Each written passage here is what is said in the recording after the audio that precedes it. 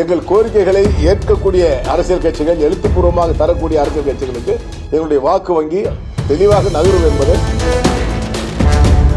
மாநாட்டுக்கு பிறகு டெல்லிக்கு நேரடியாக சென்று அங்கு மாண்புமிகு பாரத பிரதமர் அவர்களை சந்திப்பதற்கும் இது எப்படி முறைப்படுத்துவது என்பது அதிகாரிகளுக்கு தெரியும். ஆனால் அதிகாரிகள் அதை செய்யாமல் வியாபாரிகள் சோதனை என்ற பெயரில் தமிழ்நாடு வணிக சங்கங்களுடைய பேரமைப்பின் சார்பாக தமிழகம் முழுவதும் வருகின்ற மே 5 43வது வணிகர் தின மாநில மாநாட்டை முன்னிட்டு மாவட்டம் தோறும் கூட்டங்களை ஆய்வு செய்து நிர்வாகிகளை சந்தித்து வேலையை வேகமாக முடுக்கிவிட்டுக் கொண்டிருக்கிறோம். இந்த மாநாட்டிற்கு தலைப்பாக வணிகர் விழிப்புணர்ச்சி எழுச்சி மாநாடு என்ற தலைப்பை வைத்திருக்கிறோம். இந்த ஆன்லைன் வர்த்தகம் கார்ப்பரேட் கம்பெனியுடைய ஆதிக்கத்தால் வணிகர் விழிப்புணர்ச்சியோடு இருக்கப்பட வேண்டும் என்பதற்காகத்தான் அந்த தலைப்பை முன்மொழிந்திருக்கிறோம். இந்த மாநில மாநாட்டுக்கு பிறகு மாபெரும் சோதனைகள் வியாபாரிகள் சந்திக்க வேண்டிய நிலை இருக்கும். ஆகவே சாமானியர்களை பாதுகாப்பதற்கு தமிழகம் முழுவதும் உள்ள வியாபாரிகள் பட்டி தொட்டி எல்லாம் மாநாட்டுக்கு வர வேண்டும் என்று ஆயத்த பணி தொடங்கியிருக்கிறார்கள்.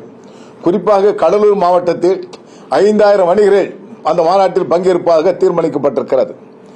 இன்று மரியாதைக்குரிய மண்டல தலைவர் சண்முகம் அவர்களும் மாநில துணைத் தலைவராக பொறுப்பேற்றுள்ள அண்ணன் துரைராஜ் அவர்களும் மிக கடுமையாக பணியாற்றி 5000 வியாபாரிகளை அழைத்து வருவோம் என்று சபதமேற்றிருக்கிறார்கள். ஆகவே இந்த மாநாட்டுக்கு பிறகு மாநில அரசு மத்திய அரசு இணைந்து கொண்டு சிறப்பு பாதுகாப்பு சட்டம் ஒன்று நிறைவேற்றப்பட வேண்டும். தொடர்ந்து மாநாட்டுக்கு பிறகு டெல்லிக்கு நேரடியாக சென்று அங்கு மாண்புமிகு பாரத பிரதமர் அவர்களை சந்திப்பதற்கும் துறை சார்ந்த அமைச்சரவர்களை சந்தித்து முறையிட இருக்கிறோம். அதை தவறும் பட்சத்தில் நாடு தழுவிய போராட்டத்தை தமிழ்நாடு வணிக பேரமைப்பு கையில் எடுக்கும் என்பதை எச்சரிக்கை உணர்வோடு பதிவு செய்து கொள்கிறேன். அதாவது இன்றைக்கு பாத்தீங்கன்னா ஆன்லைன் வர்த்தகம் 35 விழுக்காடு வியாபாரம் சிறு சிறு வியாபாரிகளை தொடச்சிட்டாங்க. இந்த கேரிபேக் பிளாஸ்டிக் தடை சட்டம் என்பது தமிழகத்திலே கடுமையாக இருக்கிறது.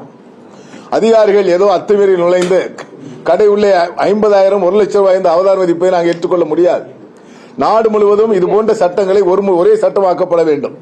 இன்று அண்டை மாநிலம் பாண்டிச்சேரியில் அந்த கவர் தயார் பண்றாங்க, இங்க பயன்படுத்துவது தடை இருக்கிறது. இதை எப்படி முறைப்படுத்துவது என்பது அதிகாரிகளுக்கு தெரியும். ஆனால் அதிகாரிகள் அதை செய்யாமல் வியாபாரிகள் சோதனை என்ற பெயரிலே அவதாரம் விதித்துக் கொண்டிருக்கிறார்கள். தடுத்து நிறுத்தப்பட வேண்டும். ஒன்று, கார்ப்பரேட் கம்பெனிகள் மும்பை சார்ந்த பெரிய நிறுவனங்கள் இங்கு சாமானிய பகுதியிலே கடை நடத்தி சாதாரண வியாபாரிகளை அப்புறப்படுத்தக்கூடிய நிலை ஏற்பட்டுக் கொண்டிருக்கிறது.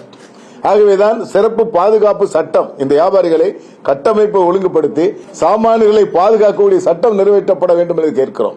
தமிழகம் மட்டுமல்ல, நாடு முழுவதும் இந்த பிரச்சனை இருக்கிறது. ஆகவேதான் நாடு தழுவிய போராட்டம் என்பதை நாங்கள் தெரிவித்திருக்கிறோம். ஆமா, தேர்தல் காலம் ஆரம்பித்திருக்கிறது. இன்று ஆளுங்கட்சியினுடைய தலைவர் மரியாதைக்குரிய தளபதி மு.க. ஸ்டாலின் இடத்திலே எங்களுடைய கோரிக்கை மனு தரப்பட்டிருக்கிறது. எதிர்க்கட்சியினுடைய தலைவர் அண்ணன் எடப்பாடி பழனிசாமி அவரிடத்திலும் கோரிக்கை மனு தரப்பட்டிருக்கிறது. எங்கள் கோரிக்கைகளை ஏற்கக்கூடிய அரசியல் கட்சிகள், எழுத்துப்பூர்வமாக தரக்கூடிய அரசியல் கட்சிகளுக்கு எங்களுடைய வாக்கு வங்கி தெளிவாக நகரும் என்பதை ஒற்றை சொல்லாக நாங்கள் பதிவு செய்து கொண்டிருக்கிறோம். இப்ப நான் சொன்ன இதே சப்ஜெக்ட் கொடுத்திருக்கிறோம். இதன் பிறகு நகராட்சி உள்ளாட்சி கடைகள் பிரச்சனை, இந்த சாலை விரிவாக்கம் செய்கின்ற பொழுது வியாபாரிகளுக்கு 30-40 வருஷம் கடை வச்சிருப்பாங்க.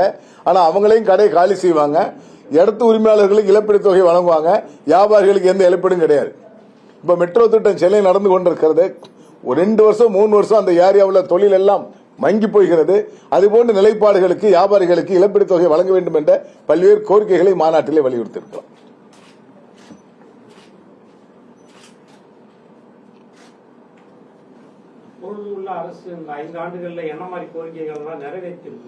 அதாவது இந்த ஆட்சியிலே பல்வேறு கோரிக்கைகள், எங்களுக்கு 70 விழுக்காடு கோரிக்கை நிறைவேற்றப்பட்டிருக்கிறது. இன்னொரு 30 விழுக்காடு கோரிக்கை நிறைவேற்றக்கூடிய நிலை இருக்கிறது. அதற்கும் அழுத்தம் கொண்டிருக்கிறோம். இப்ப மாநில மாநாடு 43வது மாநில மாநாடு ஒரு அடையாளம் இல்லாமல் வணிகர் தினம் என்பதை சொல்லிக் கொண்டே இருந்தோம். கடந்த மாநாட்டுக்கு தமிழ்நாடு முதலமைச்சர் பங்கேற்ற பொழுது அதற்கு அரசு ஆணை வெளியிட்டு வணிகர் தினம் என்பதை அறிவித்திருக்கிறார்கள். வணிக நல வாரிய உறுப்பினராக சேர்க்கப்படக்கூடிய கட்டணம் இல்லாமல் வியாபாரிகளை சேர்க்கக்கூடிய வாய்ப்பை தந்திருக்கிறார்கள். 1 லட்சம் ரூபாயிலிருந்து குடும்ப நலத்திட்ட உதவி 5 லட்சம் உயர்த்தப்பட்டிருக்கிறது. இவரும் பல்வேறு நிகழ்வுகளை எங்களை ஏற்படுத்தியிருக்கிறார்கள்.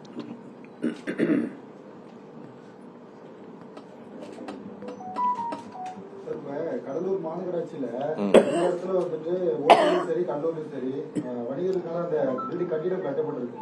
ஏற்கனவே வந்துட்டு 170 கடைகள் இருந்ததோ 60 கடைகள் இருந்ததோ சொல்றாங்க. இந்த வாட்டி கடைகள் கம்மியா கட்டப்பட்டு அவங்கள்ட்ட கொடுக்குறாங்க. இதுக்கு வந்து வணிகர்கள் வந்துட்டு எந்த ஆதரவும் எங்களுக்கு சப்போர்ட்டா நிற்கல அப்படின்ற மாதிரி இல்ல. அந்த வியாபாரிகள் வந்து எங்களுடைய சேம்பர் இங்க இருக்கிறது, கடலூர் சேம்பர் தலைவர் தொர்ராஜ் இருக்கிறாங்க. அவங்களை வந்து அணுகினால் அதற்குரிய பணிதனை நாங்கள் செய்ய தயாரா இருக்கிறோம். இவங்க மண்டல தலைவர் மூலமாக மாநிலத்தை அப்ரோச் பண்ணுகின்ற பொழுது அது துறையினுடைய அமைச்சர் மூலமாக சந்தித்து கட்டாயமாக வியாபாரிகள் உதவி செய்வதற்கு தமிழ்நாடு வணிக சந்தை பேரமைப்பு உறுதியாக இருக்கிறது.